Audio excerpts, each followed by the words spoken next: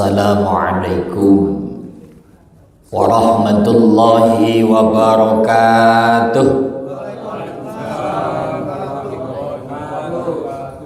Alhamdulillah al-qail fi kitabihil karimi wa huwa asdaqul qailin. A'udzu billahi as-sami'il 'alim minasy syaithanir rajim. Syahrul Ramadan alladzi unzila fihil Qur'an hudan linnasi wa bayyinatin minal huda wal furqan.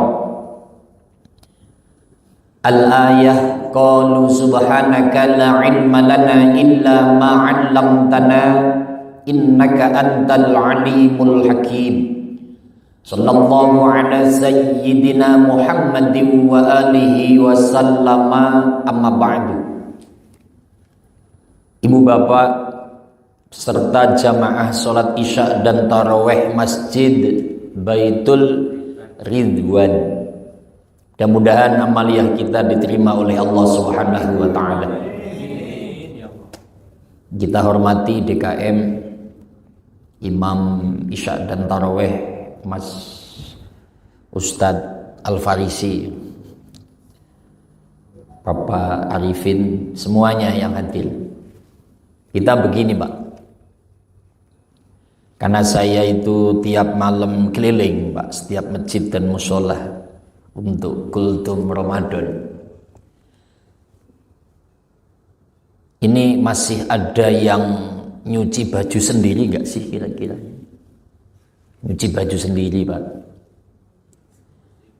masih ada ya? Ayo jujur aja loh, jujur aja. Nyuci baju sendiri. Atau bayangkan ketika masih bujang gitu kan, nyuci baju sendiri. Ya kalau Caca Handika ya nyuci baju sendiri, masak sendiri. Pertanyaannya, ketika orang numpuk di bak mandi atau di ember, cucian bajunya banyak, itu mau nyuci malas apa semangat? Nah ya itulah, malas kita kalau mau nyuci Pak. Ya saya begini, sudah beristri, sudah punya anak, karena saking saya menghormati istri ya kadang-kadang bantu nyuci Pak. Karena saya ingat lagunya Ustadz Jeffrey Al-Bukhari, tiada yang memahami segala kekuranganku kecuali kamu bidadariku. Maafkanlah aku dengan kebodohanku yang tak bisa membimbing dirimu. Ya akhirnya kita kerjasama. Maka suami yang hebat menghargai istri, termasuk kerjaannya dibantu, salah satunya nyuci. Pak Arifin masih nyuci? Nggak mungkin. Baju kotor cuci, laundry. Apalagi ada laundry ya. Tapi ini nyanyi-nyanyi boleh kan Pak? Boleh. Boleh wong untuk ngaji kok. Oh iya, syair. Ini filosofi yang akan saya sampaikan. Ramadan ini dimunculkan oleh Allah khusus untuk umat Nabi Muhammad SAW. Tujuannya untuk mencuci noda dan dosa yang dimiliki oleh umat Nabi Muhammad SAW. Ini kan pada punya dosa nggak sih? Ya nggak usah ngaku, mukanya muka dosa semua gitu loh. Ya termasuk ustadznya gitu. Allah sayang sama umat Muhammad SAW, dan surga Allah tidak bakal ada yang bisa masuk selama orang itu punya noda dan dosa. Allah nggak kepengin umat Muhammad itu masuk neraka, kagak kepengin, karena neraka itu siksanya sangat pedih, panas, dan segala macamnya. Allah sayang sama umat Nabi, maka diturunkan Ramadan untuk apa? Melondri, mencuci kerak-kerak dosa yang dimiliki oleh umat Nabi Muhammad SAW. Maka tadi saya tanya, Pak, masih nyuci apa tidak? Kalau nyuci rasanya malas apa semangat? Jawabannya pasti malas. Karena Ramadan ini, Pak, laundry, mencuci. Maka wajar kalau apa? Terawih malas. Itu. Betul nggak sih kira-kira ini? Ini kan hawanya malas banget ini, Pak. Ngantuk, udah AC-nya dingin, tadi makan kebanyakan ya. Saya senang imamnya untung cepet ini, Pak.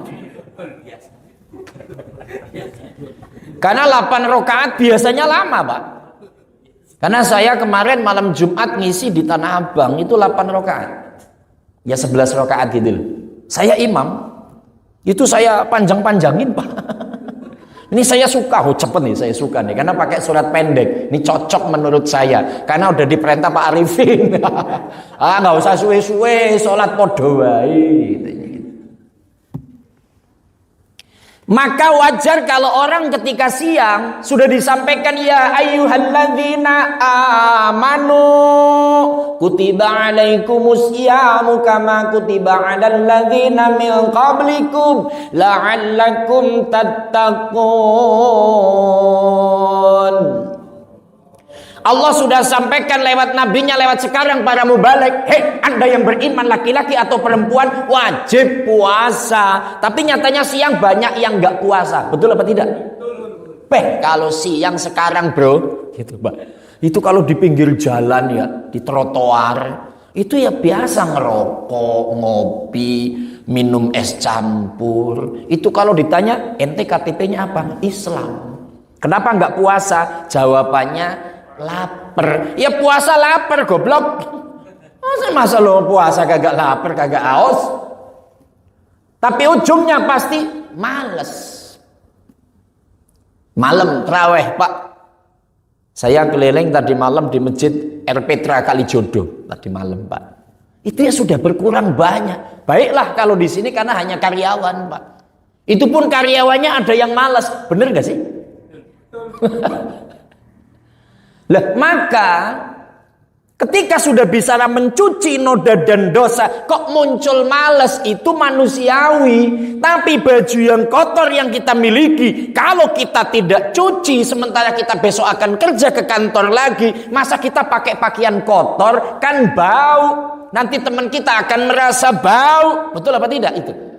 Sama noda dan dosa yang kita miliki ketika diturunkan Ramadan. Ayo loh, semangat kita ibadah, puasa kita jalankan, tarawih kita lakukan, dan amalan-amalan yang lain. Supaya apa? Bajunya kita bersih, noda dan dosa kita bersih. Orang kalau sudah tidak ada noda dan dosa, maka semangat ibadahnya insya. Ini mau diakui atau tidak, Pak, yang menyebabkan kita malas itu karena kebanyakan dosa.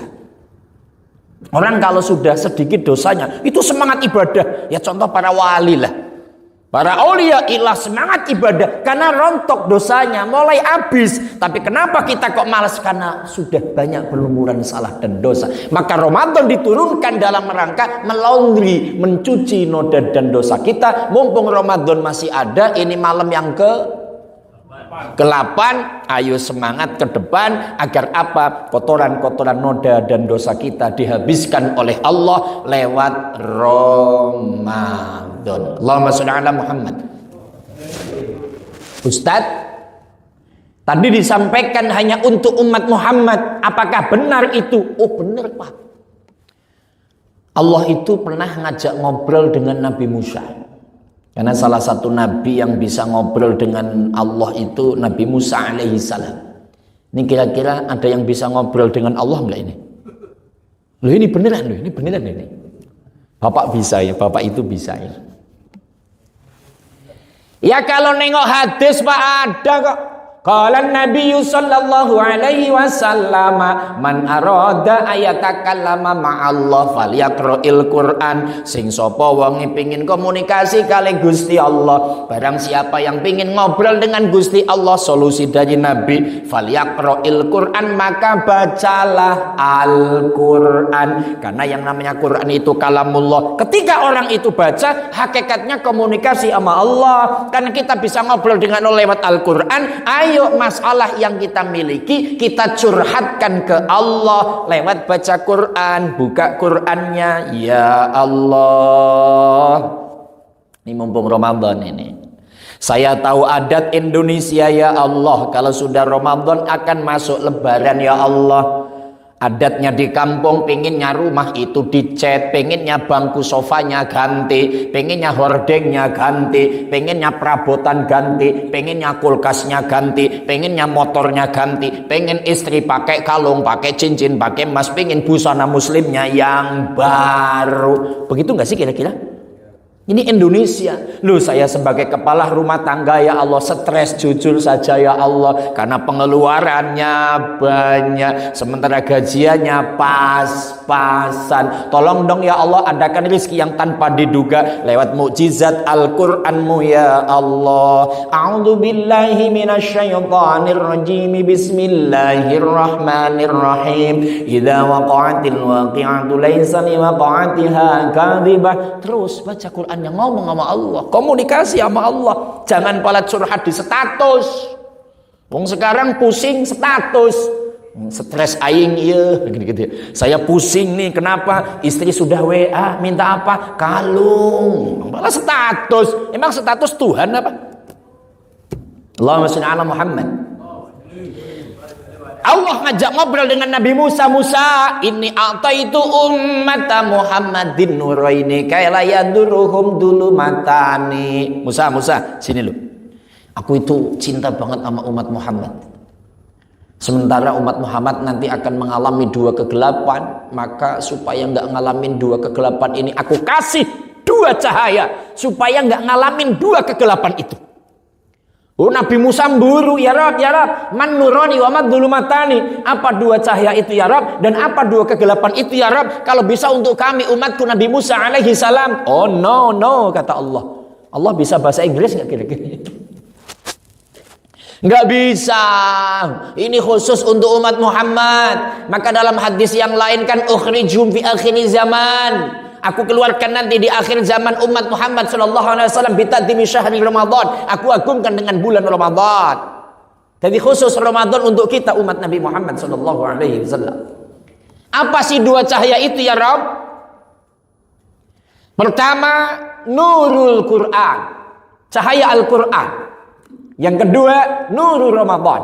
Yang kedua, cahaya Ramadan. Jadi Quran bercahaya, Ramadan bercahaya. Untuk apa? Supaya dua kegelapan gak dilewati. Apa yang pertama? Dzulmatu yaumil qabri, gelapnya di alam kubur. Yang kedua, dzulmatu yaumil qiyamah, gelapnya di hari kiamat. Kita cek di alam kubur nanti gelap apa enggak. Umpama nih, ada yang meninggal dunia, bukan Pak Arifin, bukan Pak. Ini umpama. Tapi Pak Arifin mati nggak sih kira-kira nanti? Mati. Kirain enggak, itu kan kayaknya kok ngeri amat itu, kayak Nabi Khidir aja. Nanti akhir zaman. Ini ada yang meninggal. Orang kan kalau sudah meninggal konsep fikih dimandikan, dikafani, disolatkan, dimakamkan. Kalau sudah dimakamkan Pak, gali tanah. Kalau dalam konsep fikih komatan wabastotan Pak, sak dedek lan sak pengawe, sak duwe menungso. Orang berdiri itu galian makamnya harusnya sampai orang itu nggak kelihatan Pak. Tapi kalau di Jakarta, sak puser Pak. Cuman segini itu kalau Jakarta. Singkat kata, mayit masukkan ke tanah, tutup papan, tutup tanah lagi. Itu gelap nggak kira-kira itu? Gelap gulita. Allah nggak pengen umat Muhammad ngalamin kegelapan.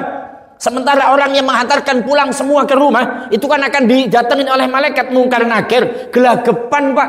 Apa ya bahasa Indonesia ini gelagapan apa Pak? Gap-gapan gitu loh. Sudah gelap gulita, dua malaikat datang. Dalam penjelasan kitab Mukhtasar Tadhkiratul Qurtubi Pak, datangnya malaikat mungkar nakir nanti laksana gempa, goyang, takut manusia yang ada di dalam kuburan itu. Ketika datang gelap kan ketakutan, akan ditanya tuh itu, kamu Arifin, sorry Pak, man rabbuka wa man nabiyuka wa madinuka wa ma imamuka wa man ikhwanuka, siapa Tuhanmu, siapa nabimu, apa agamamu, apa pedomanmu, siapa saudaramu.